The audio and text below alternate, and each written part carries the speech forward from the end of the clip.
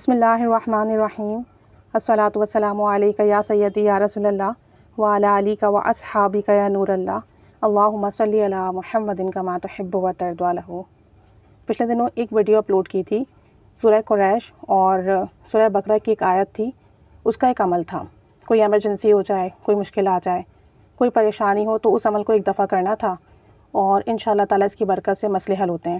تو ایک خاتون بتاتی ہیں کہ میں نے اسے صرف ایک بار کیا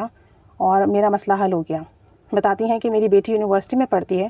اور اس کی انٹرنشپ ہے وہاں۔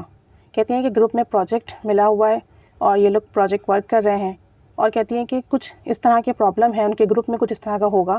کہ ان کی بیٹی بہت انکمفرٹیبل ہے، اور اس نے وہاں کوآرڈینیٹر سے بات بھی کی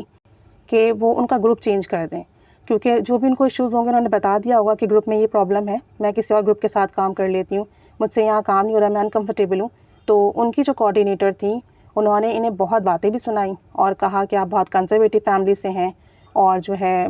مطلب جو بھی وہ کہہ سکتی تھیں، انہوں نے بدتمیزی بھی کی، باتیں بھی سنائیں، ان کی فیملی کے بارے میں بھی کہا۔ تو کہتی ہیں کہ انہوں نے گروپ چینج نہیں کیا اور کہا کہ گروپ تو چینج نہیں ہوگا، اسی گروپ کے ساتھ آپ نے کام کرنا ہے۔ کہتی ہیں کہ ان کی بیٹی نے ریزن بھی بتائی کہ یہ ریزن ہے، اس وجہ سے میں گروپ چینج کرنا چاہ رہی ہوں، لیکن پھر بھی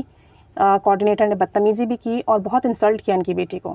کہتی ہیں کہ نیکسٹ ڈے جب میں اپنی بیٹی کو ڈراپ کرنے گئی تو میں نے ڈراپ کرتے ہوئے اپنی بیٹی کے لیے یہ وظیفہ پڑھا، سورہ قریش کا اور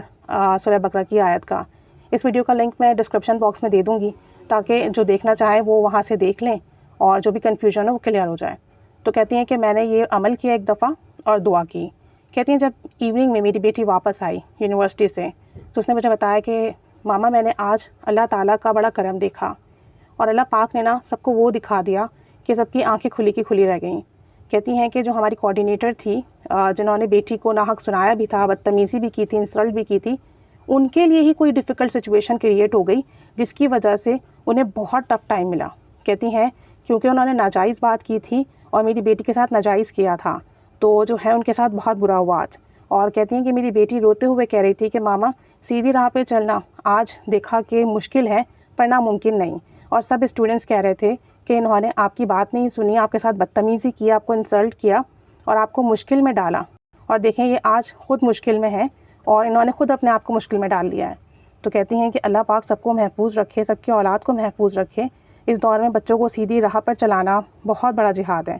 اور اللہ تعالیٰ سب پر رحمت کی نگاہ فرمائے اور سب کو جزائے خیر عطا فرمائے۔ اور کہتی ہیں کہ درود پاک اور استغفار تو ہمیشہ سے ہی پڑھتے ہیں، لیکن ایمرجنسی میں اور پریشانی کے عالم میں یہ عمل کیا، ایک ہی دفعہ پڑھا، بچی کے لیے دعا کی، اور جو مشکل کھڑی کر رہے تھے لوگ، جو پریشانی کر رہے تھے، خود انہی کے سامنے جو ہے چیزیں ایسی ہو گئیں کہ وہ خود مشکل میں پڑ گئے۔ تو کبھی بھی کوئی ایمرجنسی ہو جائے، کوئی مسئلہ آ جائے، کوئی پریشانی ہو، اچانک سے آپ یہ عمل کر لیں، 1-2 منٹ لگیں گے آپ کو کرنے میں سورہ قریش کا یہ عمل،